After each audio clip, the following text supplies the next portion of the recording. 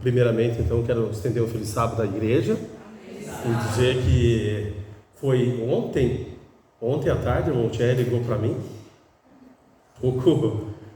quase em cima da hora, né?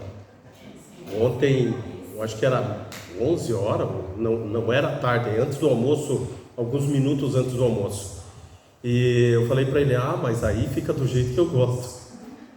Pensou uma pessoa para gostar do imprevisto. Não gosta de muito ensaio, de muita programação, e daí ficou do jeito que eu gosto, né? Aí tem minha esposa que sempre dá uma força pra gente. Ela que sempre está disposta a me levar, e ainda bem que ela leva nos lugares, mas leva de volta para casa, né? É ruim se me levasse, vou te levando lá, eu já te deixo lá mesmo. Aí era ruim. Mas a gente tem uma amizade muito grande com o irmão Tchê, e ele fez esse convite e a gente prontamente aceitou. Temos como título para essa manhã, vamos falar sobre dois personagens bem conhecidos, mas que fatalmente tiveram um destino diferenciado. Aquele que tinha tudo ficou sem nada, e aquele que não tinha nada ficou com tudo. Esse é o nosso tema. Repito, aquele que tinha tudo ficou sem nada, e aquele que não tinha nada ficou com tudo. Através desse título aí já dá para a igreja ter uma ideia de quais os personagens que a gente vai falar aqui. E a ideia também, meus queridos, é a gente quebrar algumas tradições que fatalmente acontecem mesmo em nossos meios. Nós temos aqui no capítulo 19 de Mateus, a partir do verso 16, nós temos a história do jovem rico. Nós vamos falar sobre dois personagens. O primeiro é o jovem rico, e o segundo vai ser na sequência. Nós vamos falar sobre esses personagens. E vamos procurar reter do texto só o que o texto está dizendo, claramente compreendido do texto. E aí surge a questão que a gente levanta: por que afirmar aquilo que o verso bíblico não afirma? Com que autoridade nós podemos afirmar aquilo que o texto bíblico não afirma? Aí nós podemos compreender também essa multiplicação de interpretações e de ideias a respeito da palavra de Deus. Eu acho que é um erro muito comum e repetitivo no mundo cristão.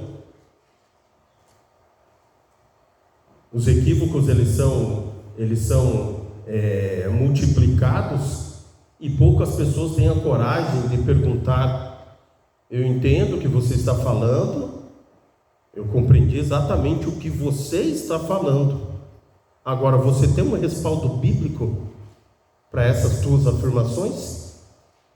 Parece que no mundo evangélico é um pecado você fazer essa pergunta.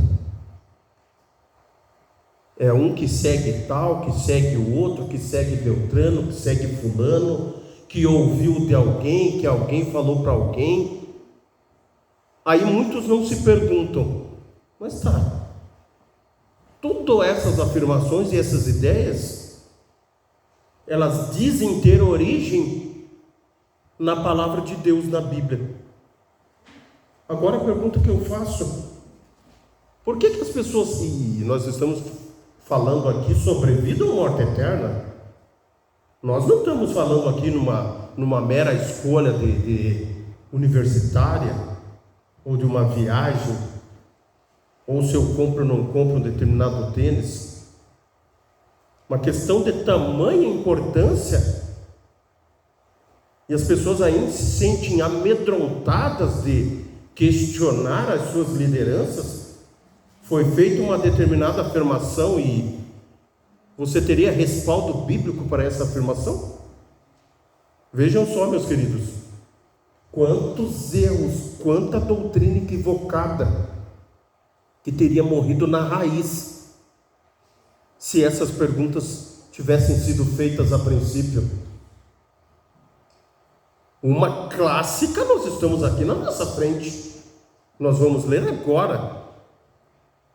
Eu tenho nós temos aqui o tablet, E a Bíblia, eu abri ali para buscar um comentário da irmã White também sobre essa questão. Mateus capítulo 19, do verso 16 em diante. E eis que alguém, aproximando-se-lhe, perguntou: Mestre, que farei eu de bom para alcançar a vida eterna? Primeiro, há um respeito, nós devemos admitir isso. Há um respeito por parte desse jovem perante a figura que está na sua frente. Ele o chama de mestre e diz corretamente. Aí mal continua o diálogo e os equívocos começam a aparecer. Que farei eu de bom para herdar a vida eterna? É fato que, se a gente analisar as ações humanas, por mais boas que possam parecer, elas estão ainda manchadas pela ignorância, pela vingança, pela destituição de amor ao próximo. Há aqui nesse sentido uma salvação pelas suas obras, distantes da graça. Que farei eu de bom para alcançar a vida eterna? Se ele de fato pudesse fazer algo de bom e em consequência disso herdar a vida eterna, ele nem precisaria de Jesus como seu mestre, ele já estaria no caminho correto. É óbvio que depois que você aceita Jesus como Salvador, a mudança ela acontece, mas ela deve acontecer naturalmente e gradativamente, como diz o apóstolo São Paulo em Hebreus. A santificação é a meta de todo cristão. A santificação é como se fosse uma escadaria. Quando Jesus Cristo retornar, quem serão os salvos? Não os que estão descendo, nem os que estão parados, mas os que estão subindo essa escadaria. Esses serão salvos. E fica uma pergunta para nós: você acha difícil viver à luz do conhecimento que você tem? Se você afirmar para mim que sim, você está no mesmo caminho do jovem rico. Porque a luta contra o pecado, deixando Jesus de lado, é o ingrediente certinho para a derrota final. Quando você deixa Jesus de lado para vencer os seus maus caminhos, os seus efeitos de caráter, é uma questão de tempo para você abandonar a fé. É por essa razão que esse diálogo entre Jesus e o jovem rico ele é tão importante assim e tão rico. Respondeu-lhe Jesus: por que me perguntas acerca do que é bom? Bom só existe um. Se queres, porém, entrar na vida, guarda os mandamentos. Estamos aqui diante de Jesus Cristo conversando com um judeu. É por isso que na introdução da conversa ele diz a Jesus: que farei eu de bom? Porque na mentalidade dele, ele já estava fazendo tudo de bom. Ele não quer aqui uma correção de Cristo, ele quer uma confirmação. Mas você é um exemplo de cristão, é um exemplo entre os judeus, é a pessoa conhecida, afamada, respeitada, riquíssima. Você já está fazendo o teu melhor. Portanto, da minha parte, se você continuar vivendo da maneira que você está vivendo, a vida eterna é tua. São essas as pretensões do jovem aqui.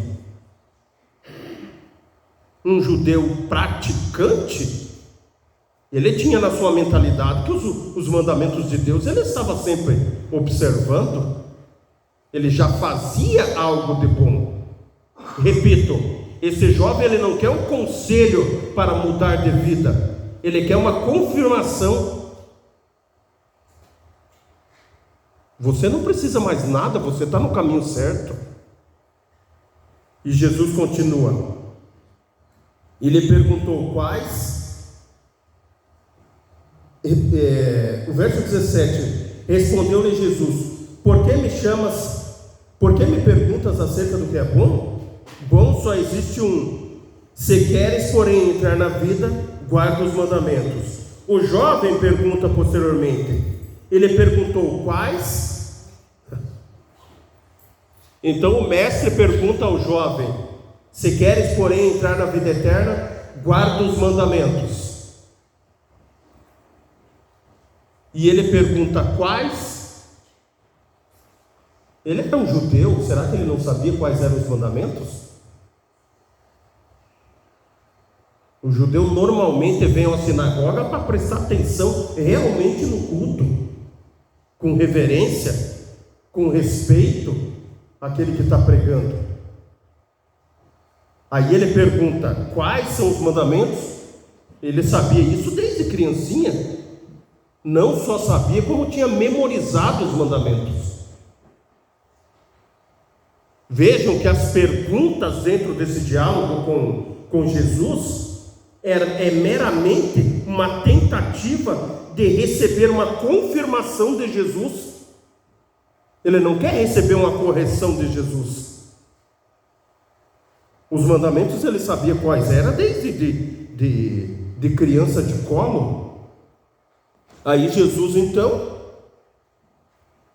respondeu: não matarás, não adulterarás, não dirás falso testemunho, honra o teu pai e tua mãe, amarás o teu próximo como a ti mesmo.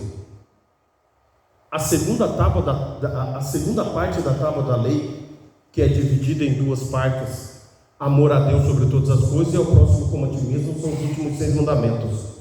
E a questão aqui é qual? O teu relacionamento com o próximo. E a sequência da conversa nos dá a condição para interpretarmos assim. Replicou-lhe o jovem: tudo isso tenho observado, que me falta ainda? Aqui nós temos uma tradição que é ensinada até os dias de hoje. A pergunta que eu faço: quem disse que guardava toda a lei? Jesus confirma com ele? Jesus confirmou que ele realmente guardava toda a lei? Ou o jovem pensava que guardava toda a lei? E por que é ensinado no mundo evangélico afora? Ah não, mas o jovem rico guardava toda a lei e não estava salvo. Notem bem que as interpretações equivocadas desse jovem é ensinada como a absoluta verdade aí fora. Jesus não confirmou que o jovem guardava toda a lei. Caso contrário, não era necessário dizer a ele que uma coisa te falta. E nesse ponto aqui nós podemos fazer uma observação. Na entrevista do jovem com Jesus, uma coisa lhe faltava. E se essa entrevista fosse com a gente? Na nossa situação individual, você e Deus, Jesus falava: sei lá, 4 ou 5 coisas te falta, 10 ou 12 ou 20 coisas te falta. Portanto, quem afirma que observava foi o jovem. Jesus não disse: de fato você tem observado. É preocupante quando a gente tira do texto o que o texto não está dizendo. E isso passa a ser uma tradição no meio pentecostal. Então é a coisa mais normal as pessoas afirmarem: não, o jovem guardava toda a lei, mesmo assim estava perdido. Vamos, desejado de todas as nações, 520. Eu posso ler com toda a autoridade, mesmo não estando na Bíblia, porque o texto bíblico já me confirmou isso. Sua afirmação, aqui está dizendo a serva do Senhor, sua afirmação de haver observado a lei divina era um engano. Mostrou que as riquezas era seu ídolo. não podia guardar os mandamentos de Deus enquanto o mundo ocupasse o primeiro lugar em suas afeições. Amava os dons divinos mais que o próprio doador. Está entendendo? Era um engano a sua afirmação de que guardava a lei. Então vamos pelo menos mudar as estratégias contra a lei de Deus, né? Vamos pelo menos ter essa concepção de que, baseado no que o jovem afirma, nós não podemos formar doutrinas. A Bíblia é repleta de exemplos, aos quais nós devemos seguir e aqueles que nós devemos rejeitar. E é isso que acontece. Disse-lhe Jesus: se queres ser perfeito, vai, vende os teus bens, dá aos pobres, e terás um tesouro no céu. Depois vem e segue-me. Tendo, porém, o jovem ouvido essa palavra, retirou-se triste, por ser dono de muitas propriedades. Ninguém aqui é hipócrita, irmãos, de dizer que realmente foi uma proposta tão fácil assim de fazer. Muitas vezes, por bem menos, a gente abandona Jesus. O texto diz com todas as letras: retirou-se triste por ser dono de muitas propriedades. Aqui nós não estamos perante aqui um serviço de R$1.450 para trabalhar no sábado. Aqui nós temos perante nós um homem que era dono de muitas propriedades, mas que essas propriedades já haviam tomado o coração dele. Ele amava os bens, diz a serva do Senhor, não o doador dos bens. E isso pode ser um problema até os dias de hoje. Na sequência ali diz o perigo das riquezas. Tanto foi impactante que, na mentalidade dos discípulos, compreendendo que riqueza era um favor divino concedido àqueles que já estavam salvos, foi muito impactante eles ouvirem isso de Jesus. Mas a caminhada de Jesus com esses discípulos tinha o objetivo de ensiná-los entre o certo e o errado. E muitas vezes os ensinos eles são assim, eles são dolorosos, eles não são tão simples assim de aceitá-los, mas que devemos aceitá-los. Jesus olhou com amor para o jovem e fielmente ele mostrou a sua deficiência na observância da lei divina. Não amava o próximo como a si mesmo. Seu amor egoísta às riquezas era um defeito que, se não fosse reparado, o excluiria do céu. Conselho sobre mordomia, página 210. Nós estamos falando aqui de um jovem que realmente amava a riqueza. Repito, como já disse anteriormente, muitas vezes estamos perdendo a vida eterna por bem menos. Então não podemos, em hipótese alguma, tirarmos as lições sem crucificar esse jovem. Uma das leis da vida, quando você acha algo certo ou errado, você se coloque no lugar da pessoa. Por exemplo, para alguém que não tem tanta propriedade assim, ou quase nada, já é difícil, é considerado difícil. Não estou aqui justificando, estou tentando nos colocar no lugar desse jovem. E as palavras finais, a situação final dele, ela não é. E outra coisa, nós não devemos trabalhar naquilo que, mas em um dado momento ele se converteu. O final da história é essa. O final da história. O jovem, ouvindo essa palavra, retirou-se triste por ser dono de muitas propriedades. Tem algo inspirado, revelado sobre o que aconteceu posteriormente ao jovem rico, não tem. Então ficar conjecturando, não, talvez ele se converteu depois, isso aí não cabe ao texto. Não cabe. Não tem nada inspirado que diga que a sorte dele foi diferente do que ter abandonado os caminhos de Cristo. Que na realidade ele estava pensando em segui-los. Nós falamos aqui 20 minutos sobre esse jovem. Vamos a um outro personagem.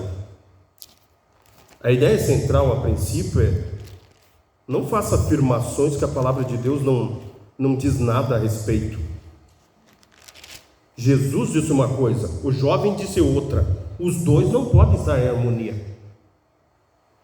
Não devemos ensinar, ele guardava toda a lei e ainda estava, e mesmo assim não estava com Jesus, estava perdido.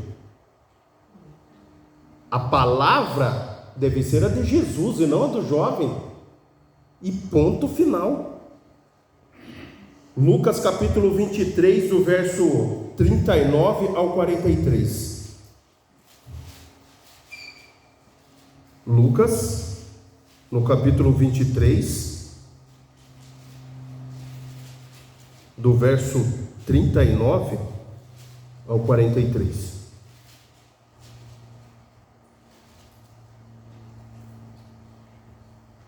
História também muito conhecida, aqui também tem outros equívocos que devem ser lançados por terra. O contexto é um contexto conhecido, é a crucifixão de Cristo. Igualmente os soldados, o 36, o escarneciam e aproximando-se trouxeram-lhe vinagre, dizendo: se tu és o rei dos judeus, salva-te a ti mesmo. Nós estamos ali em 23 de Lucas, no 37. O 38 de Lucas 23 diz assim: também sobre ele estava essa epígrafe em letras gregas, romanas e hebraicas: esse é o rei dos judeus. Ali foi aquelas zombarias todas que foram feitas ao Filho de Deus, ao divino Filho de Deus, pouco antes ali da sua morte. E os dois malfeitores. Aqui nós temos a segunda parte da nossa palestra. Um dos malfeitores crucificado blasfemava contra ele, dizendo: não és tu o Cristo? Salva-te a ti mesmo e a nós também. Na realidade nós temos a representação, tanto na história do jovem rico como dos dois ladrões. Nós temos aqui a sociedade sendo dividida entre dois grupos. Tem aqueles que blasfemam e tem aqueles que clamam por misericórdia, por uma oportunidade, nem que seja essa final. Nós não podemos estar isentos dessas situações. Qual grupo nós pertencemos hoje?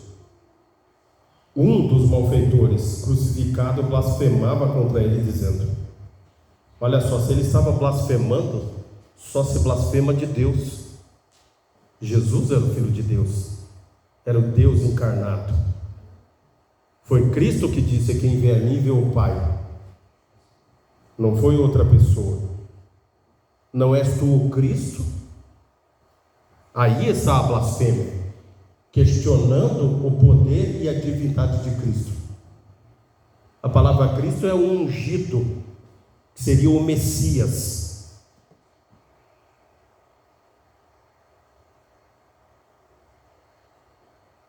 A pergunta que eu faço hoje à igreja: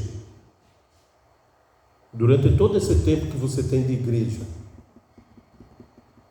qual a tua ideia, qual a tua concepção sobre Jesus? Jesus fez uma pergunta aos discípulos e Pedro respondeu: quem dizem os homens serem o Filho de Deus, serem o Filho do Homem? Essa pergunta foi feita aos discípulos. Essa pergunta continua sendo feita até os dias de hoje, porque da resposta que damos a essa pergunta depende a nossa vida eterna. A compreensão de quem é Cristo depende da nossa vida eterna. Esse, um dos malfeitores, estava blasfemando: não és tu o Cristo? Salva-te a ti mesmo e a nós também. Uma vez eu estava lendo esse texto, claro que para um jovem ele disse: é exatamente isso aí mesmo. Se ele era o Cristo, por que ele não se salvou? Ele salvou quem que pudesse salvar. Claro que nós estamos aqui diante de um ponto de vista expressivo e rebelde ao mesmo tempo também, mas um ponto de vista sincero. Está sinceramente enganado, mas ele está vendo o que a palavra de Deus diz: outrora fosse morto, consciente da sua real situação. Respondeu-lhe, porém, o outro, repreendendo-o, dizendo: nem ao menos temes a Deus, estando sob igual sentença?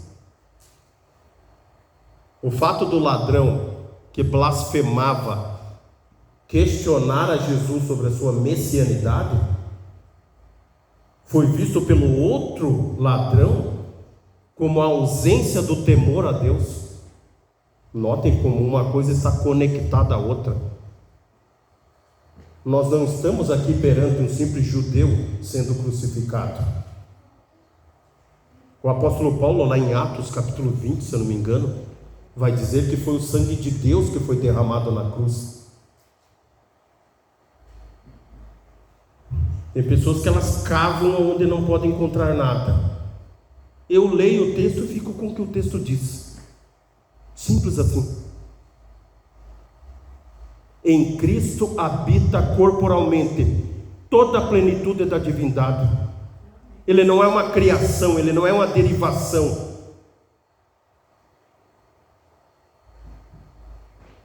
E quando as pessoas têm essas ideias equivocadas sobre Cristo, é preocupante porque elas tendem a exaltar Deus, menosprezando Jesus.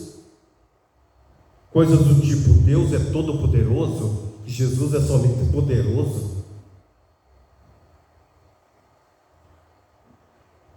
Mas quando Cristo ele diz: Pai, glorifica-me com a glória que eu tinha junto de ti antes que houvesse mundo, não há uma derivação de divindade. Ou Cristo era o que de fato ele dizia ser, o divino Filho de Deus, ou ele era um farsante. E o texto vai continuar: nem ao menos temos a Deus estando sob igual sentença, nós na verdade com justiça, porque recebemos o castigo que os nossos atos merecem, mas este nenhum mal fez. As palavras desse último ladrão, que é chamado equivocadamente por uns como o bom ladrão, não existe um bom ladrão. Ladrão é ladrão e pronto. Existe um ladrão que se converte, isso sim, que reconhece os pecados que cometeu. Nós, na verdade, com justiça, porque as nossas ações nos levaram a isso.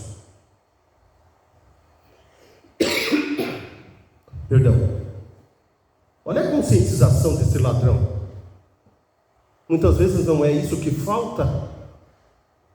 Imagine quantos problemas de relacionamento, de administração financeira, problemas dentro da igreja, problema entre casais, marido, mulher, namorado, enfim, quantos problemas seriam evitados se partes envolvidas no conflito tivessem coragem de dizer: não, de fato eu fiz errado, falei o que não devia, eu fui onde não devia, eu fiz o que não devia. Tamanho é o orgulho do ser humano que, para reconhecer o erro, dá um trabalho enorme. E aí você pode perguntar: mas daí fica fácil, né? Ele está crucificado, não ia poder curtir mais nada do mundo. Agora, se você refletir realmente, qual que era mais fácil? Ter aceito Jesus enquanto ele multiplicava pão e peixe? Ou enquanto ele estava pendurado numa cruz? Qual que era mais fácil na realidade? Enquanto ele caminhava sobre as águas? Ou enquanto ele está dando o seu último respiro?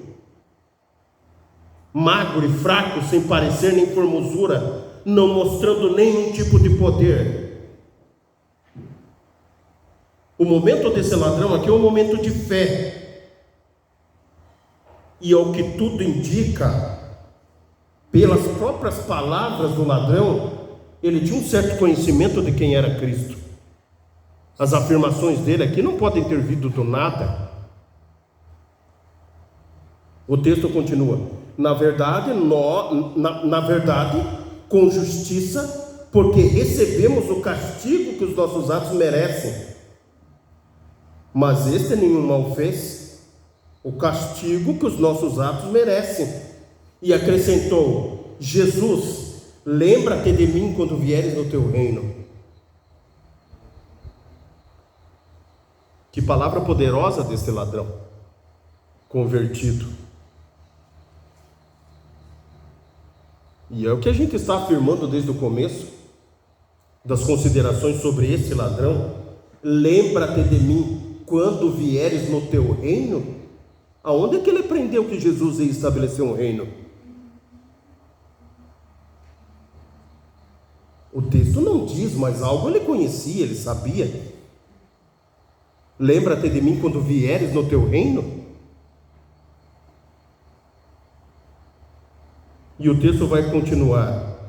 Jesus lhes respondeu: em verdade te digo que hoje estarás comigo no paraíso. Aqui é aquela questão polêmica, né?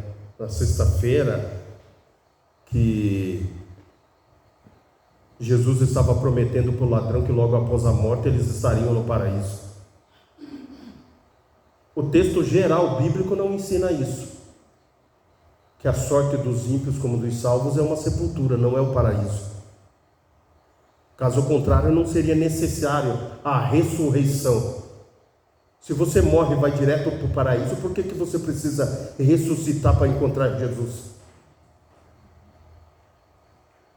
O apóstolo Paulo vai dizer com todas as letras lá em Tessalonicenses, e é esse texto que a gente vai ler agora. O que entendia Paulo sobre esse assunto? E esse assunto é importante porque, olhem só, meus queridos, a crença na imortalidade da alma, pregada popularmente aí fora, ela, na realidade, ela modifica o seu estilo de vida antes que você morra. É claro, porque depois de morto, como diz Salomão, os mortos não sabem coisa nenhuma. Vamos a Tessalonicenses, no capítulo 1 Tessalonicenses, capítulo 4, do 13 em diante. Antes de finalizar lá com o texto de Lucas. Não queremos, porém, irmãos, que sejais ignorantes com respeito aos que dormem. Olha a clareza do texto. Quem que está dormindo aqui? É aquele que morreu. A palavra de Deus diz em dezenas de lugares, ela compara o sono à morte, devido à sua inatividade e à falta de contagem de tempo. Aqueles que morreram não podem mais contar o tempo, eles não veem o tempo passar. Como diz Salomão, eles não têm parte alguma do que se faz embaixo do sol. E o texto continua, com respeito aos que dormem, né? Não queremos, irmãos, que sejais ignorantes com respeito aos que dormem, para que não vos entristecerdes como os demais que não têm esperança. É claro que o luto vai existir, a morte é uma separação, mas o texto diz, para não entristecerdes como os demais que não têm esperança. Pois se cremos que Jesus morreu, O texto está falando sobre a morte de Cristo também. E ressuscitou, assim também Deus, mediante Jesus, trará em sua companhia os que dormem. É absolutamente desnecessário trazer algo que sempre esteve com ele. Se Jesus está no céu nesse exato momento, como ensina a palavra, e os mortos em Cristo já estão lá com ele, para que trazer em companhia dele os que dormem? Isso é uma falta de lógica. Ora, ainda vos declaramos por palavra do Senhor isto: nós, os vivos, os que ficarmos até a vinda do Senhor, de modo algum precederemos os que dormem. Olha a clareza do texto. É óbvio que ele está falando como uma pessoa viva. Nós, os que ficarmos vivos até o retorno do Senhor. Ele está se colocando uma identificação com o leitor do texto. Ele, Paulo mesmo, tinha certeza que estaria morto quando Jesus voltasse e participaria da segunda ressurreição. O próprio Martinho Lutero, no século XVI, fez a seguinte afirmação: não espere o retorno de Cristo por para além de uns 300 anos à frente. E de fato ele estava correto, porque até agora ele não retornou. Porquanto o Senhor mesmo, dado a sua palavra de ordem, ouvida a voz do arcanjo, os mortos em Cristo vão ouvir que voz? A voz do arcanjo. Lá em João capítulo 5, o texto diz que os mortos ouvirão a voz do Filho de Deus. Olha a conexão dos textos. A palavra arcanjo significa o líder dos anjos, e esse é o próprio Cristo. Ouvida a voz do arcanjo, ressoada a trombeta de Deus, descerá dos céus. E então, olha o que o texto diz: e os mortos em Cristo ressuscitarão primeiro. A esperança dos santos é a ressurreição e não imortalidade. Nos debates que eu participo, eu faço a seguinte afirmação para os queridos presentes: não confunda Paulo com Platão. Platão, filósofo grego, imortalista. O corpo é mau, é destrutivo, é desprezível. A alma é boa, é eterna, é imortal. Isso é Platão.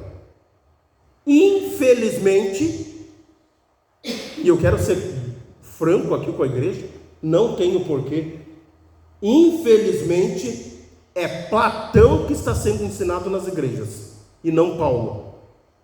Os dois começam com P. Mas, para se ter uma ideia, Paulo até evitava, no seu texto grego, usar palavras que pertenciam à filosofia grega, para não causar confusão. E o texto vai continuar: depois nós, os vivos, os mortos em Cristo ressurretos, nós, os vivos, os que ficarmos, seremos arrebatados juntamente com eles entre nuvens, para o encontro dos senhores nos ares, e assim estaremos para sempre com o Senhor. Eu leio 1 Tessalonicenses 4, o verso 17, o 18: consolai-vos, pois, uns aos outros com estas palavras.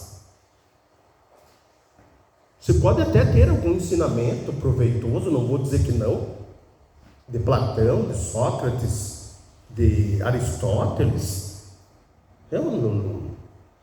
mas questões religiosas, questões de vida ou morte eterna, questões de doutrina bíblica, o que deve valer mesmo é a palavra de Deus.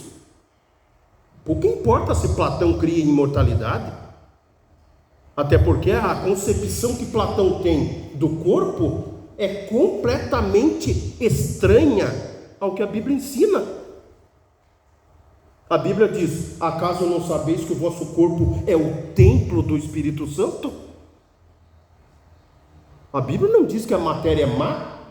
Depois de ter terminado a criação, Jesus diz: Deus viu e fez a seguinte afirmação: eis que tudo é muito bom.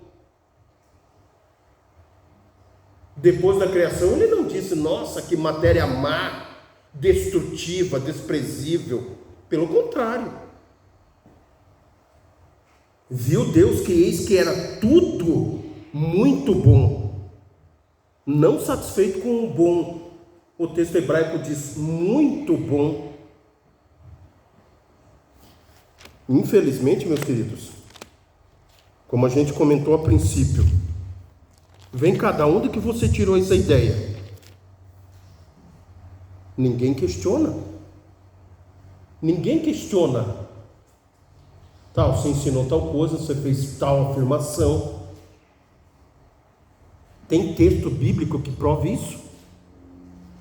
Por que as pessoas não fazem essas perguntas? É errado? O pastor passa 4 ou 5 anos fazendo teologia.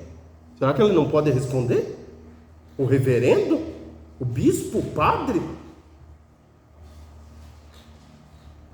Ah, eu aceito porque eu gosto da pessoa. Isso aí não é suficiente. E terminando o texto. Jesus lhe respondeu: em verdade te digo que hoje estarás comigo no paraíso. A promessa, a confirmação é feita na sexta-feira. Quando Jesus encontra Maria Madalena no domingo de manhã, quais são as palavras de Cristo? Não me detenhas. Por qual razão? Porque ainda não subi ao Pai. Se no domingo de manhã ele não tinha ido aos céus ainda, ao Pai, como que na sexta-feira ele foi? Há um grande problema, meus queridos, com a chamada teologia de um verso só. Para abrir o texto, opa, entendeu outra coisa, fechou, sai ensinando. O conselho bíblico, de acordo com Isaías, é: a palavra do Senhor vos será mandamento sobre mandamento, mandamento sobre mandamento, regra sobre regra, regra sobre regra, um pouco aqui, um pouco ali. É assim que se estuda a Bíblia. Não é fechar, bom, esse verso eu bato com o que eu acho, fechou. Não tem mais nada na Bíblia falando a respeito.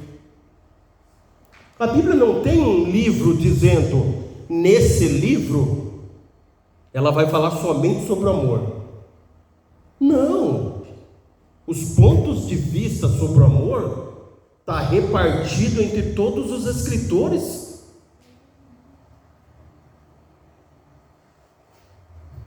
Está repartido em todos os escritores. Mensagens Escolhidas, no volume 1, Armando White diz assim: alguns dentre os remidos terão aceitado a Cristo nas derradeiras horas da vida, e no céu será ministrada a instrução ao que, ao morrer, não compreendiam perfeitamente o plano da salvação. Cristo guiará os remidos para junto do rio da vida, e revelará a eles tudo que, quanto na terra, não puderam compreender. Esse texto aqui, para quem pensa que não é um texto bíblico, que não tem correspondência bíblica, o profeta vai dizer: que feridas são essas nas suas mãos? Aí Jesus vai explicar: são feridas com que fui ferido na casa de amigos meus. A afirmação também, na última hora eu posso aceitar, ela é perigosa também. Uma vez eu estava conversando com um jovem dizendo: você aceita Jesus como teu Salvador? Aí ele lembrou do ladrão na cruz. O ladrão aceitou na última hora e foi salvo. Ele teve a oportunidade de aceitar na última hora. E quem que garante que nós teremos essa oportunidade também? É um problema, meus queridos, fazer de uma situação isolada uma norma de vida. Aconteceu com ele não significa que vai acontecer com você. Claro que se acontecer e for uma mudança autêntica, claro que vai ser para tuas vai acontecer o perdão, se não for motivada por oportunismo. Agora é muito perigoso vivermos essa vida de que, na última hora, assim como aconteceu com o ladrão na cruz, eu posso aceitar, eu posso ser salvo. Você sabe qual vai ser a tua última hora? Ninguém sabe qual vai ser a nossa última hora. E o conselho bíblico é: a salvação é hoje, é agora, não é amanhã. O amanhã a Deus pertence. Meus queridos, foi realmente maravilhoso estarmos mais essa vez com os irmãos aqui. Que possamos estudar a palavra de Deus com oração e jejum. A oração e o jejum sem datas, sem ensaio, por preparação, por consagração. Não devemos esperar que as coisas piorem para buscar a Deus em oração e em jejum. Devemos ter esse costume, esse hábito de buscar a Deus em jejum e oração. E foi o próprio Cristo que declarou: esta casta de demônios só pode ser vencida com oração e jejum. E assim nós venceremos os nossos desejos carnais e estaremos preparados para herdar a vida eterna em Cristo Jesus nosso Senhor. Amém. Irmão Jonas vai colocar lá o último hino, vamos cantar em pé ele.